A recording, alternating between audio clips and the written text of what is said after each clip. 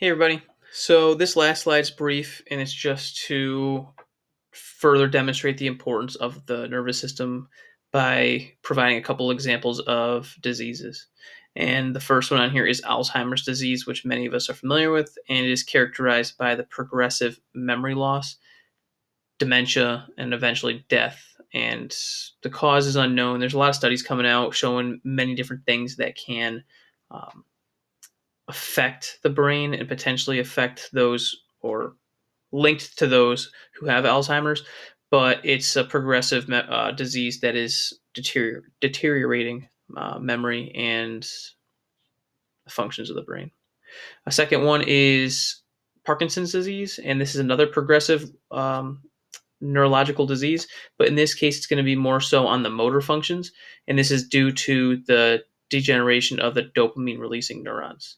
So in this case, it's going to be more so the motor functions of the body rather than the brain itself. So the point I'm trying to get to is that there are many different types of diseases, and how they're being how they're being created, what they're doing to the body, and the effects it has in the body, and the different neurotransmitters and neural pathways being affected by the body are various.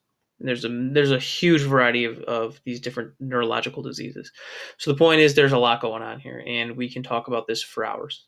And it is extremely interesting. And again, at the end of the day, the best way to better understand something is to understand what goes wrong with it. And in this case, unfortunately, these are great examples of understanding or learning about how the body can be impacted when the nervous tissue of certain areas are impacted. So with that said, this is the last slide, and then technically the real last slide is right here. This is a website that I think is really cool, and it helps you to better understand the neurotransmitters and the neural pathways of the body. It's called Mouse Party.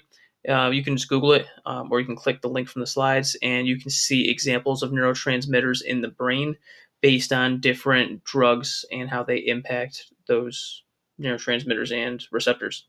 So if you have any questions on these last couple slides or anything from this chapter, please feel free to reach out anytime.